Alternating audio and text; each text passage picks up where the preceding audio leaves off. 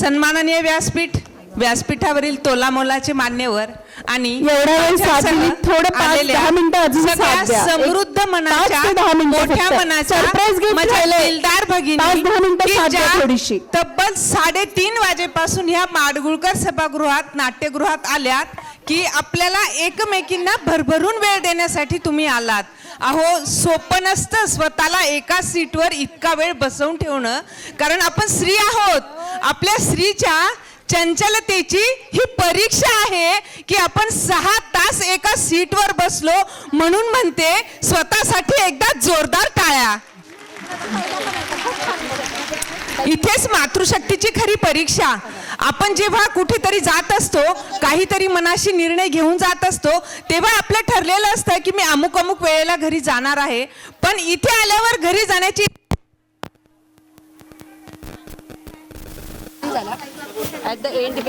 अंकिताताईंच्या ओवीने तर आपल्याला खिळवून ठेवलं. अंकिताताईंसाठी सुद्धा जोरदार टाळ्या, कारण आपल्या समाजात इतके पैलू आहेत, आपल्या समाजात इतके हिरे आहेत, ते आपण शोधले पाहिजे. पण पिंपरी चिंचवड विभागाच्या महिलांनी आमच्या तळागाळातील ग्रामीण आणि समस्त पिंपरी चिंचवड पुणेकर महिलांसाठी आणि एस्पेशली सविताताईंसाठी एकदा जोरदार टाळ्या होऊन गेल्या पाहिजे. स्वतःच्या मुलाचं लग्न करतो तरी सुद्धा आपण खूप थकतो, पण हा सामाजिकतेचा प्रवास त्यांना साथ देणाऱ्या सुनीताताई, त्यांचं पूर्ण प्रबोधन मंडळ, आमचे भूषणदादा असतील आणि मला ज्यांचे नावं माहीत नाही असे सगळे तोलामोलाचे मान्यवर, जे की माझ्यापेक्षा सगळे श्रेष्ठ आहेत, अशांना मी प्रबोधनपै मानाचा मुजरा करते. आणि एक गोष्ट आनंदाने नमूद करते की ग्रामीण भागातल्या महिलेला आज तुम्ही पुण्यासारख्या मंचावर बोलावलं, त्याचं जिवंत उदाहरण मी स्वतः आहे. मी इतक्या छोट्या गावात राहते की जिथे समाजाचं एक सुद्धा घर नाही. माझा नवरा आणि मी, आमच्या 2 माणसांशिवाय तिथे वाणी तिसरा माणूस नाही. आम्ही मूळचे कुठचेही असू दे, माझ्या घरात माझी 7वी पिढी राहते आहे. स्लॅबचा बंगला कुणीही बांधतं, अब्जावधीचं घर कुणीही बांधतं, पण सगळ्यांना नम्र विनंती, जेव्हा कधी याल माझ्या पाटाईच्या घरात या आणि बिना फॅनच्या गार हवेचा आस्वाद घ्या. सगळेच म्हणतात मला शहर हवं, आई पण म्हणते मला शहरातला जावई हवा, मुलगी पण म्हणते मला शहरातलाच नवरा हवा. अहो पण माझ्यात काय कमी आहे?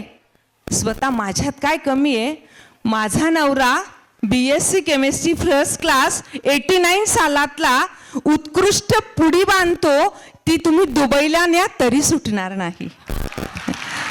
आणि इतकी सुंदर शेती करतो की त्या मातीचा वास जेव्हा ते रात्री अंघोळ करून सुद्धा झोपतात ना, त्यांच्या नसा नसात त्या शेतातल्या मातीचा वास विणतो. या शेतीच्या मातीतल्या वासाने, त्या उत्कृष्ट पुडीने माझी 2 मुलं मी MBA केलेत. आज माझा मुलगा सौदी अरेबियाला आहे, कंपनीकडून ज्याला 3 लाख रुपये महिना आहे. मी खेड्यात राहते, मी अशा खेड्यात राहते की आज तिथे डॉक्टर नाही, मास्तर नाही, ब्राह्मण नाही, मारवाडी नाही, गुजराती नाही, आहेत सगळे आदिवासी 12 बलुतेदार. मग जिथे असतील महार, जातीवाचक बोलत नाही, पण 12 बलुतेदार आहेत. त्या 12 बलुतेदारांमध्ये मी एकटी दिवसभर व्यवसाय करते. माझा नवरा दिवसभर शेतात असतो. उत्कृष्ट दुकान मी सांभाळते. सगळ्यांना ताई माई अक्का मी म्हणते. एक गोष्ट लक्षात घ्या, मी माझं कौतुक करत नाही. समाज जो रसातळाला चाललाय शहरीकरणाच्या फालतूच्या आकर्षणामुळे, त्यासाठी मला हे बोलावं लागतंय. अहो खेड्यात काय नाही, तुम्ही जे दूध 100 रुपये लिटर घेता तेच दूध मी त्याच्यापेक्षा चांगलं दूध 50 रुपये लिटरनी घेते. आणि 15 दिवसाला 1 किलो तूप त्याचं मी काढते. घरात बाई कामाला आणि शहरातल्या माझ्या सखी योगाला. घरात बाई कामाला आणि शहरातल्या माझ्या सखी योगाला, तरीही नेहमीच रागाने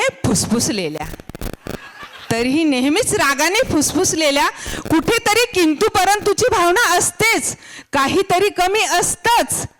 पण आमचं कसं आहे, एकदा का सकाळी आंघोळ करून ही साडी घातली ना, असा पदर जर खोचला तर दुसऱ्या दिवशी आंघोळ करायला बाथरूममध्ये जाऊ तेव्हाच तो सुटतो. तरीही काय कमी आहे? काहीच कमी नाही.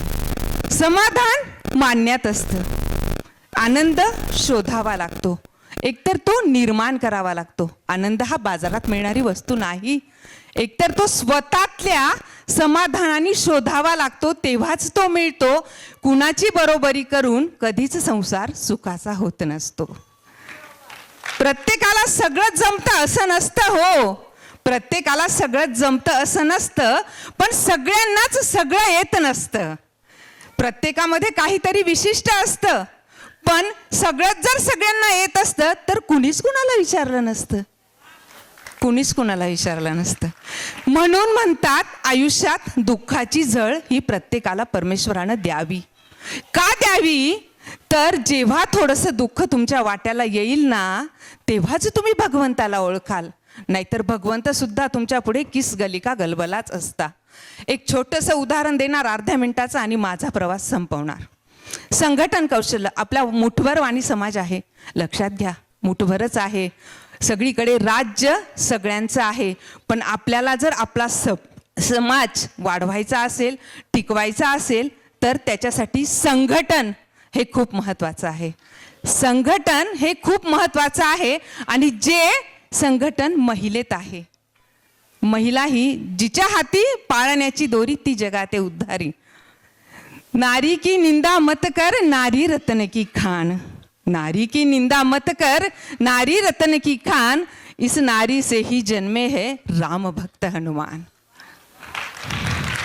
दोन सिंह असतात जंगलात, जंगलाचे राजे असतात, आणि त्यातला एक म्हातारा होतो आणि एक तरुण असतो.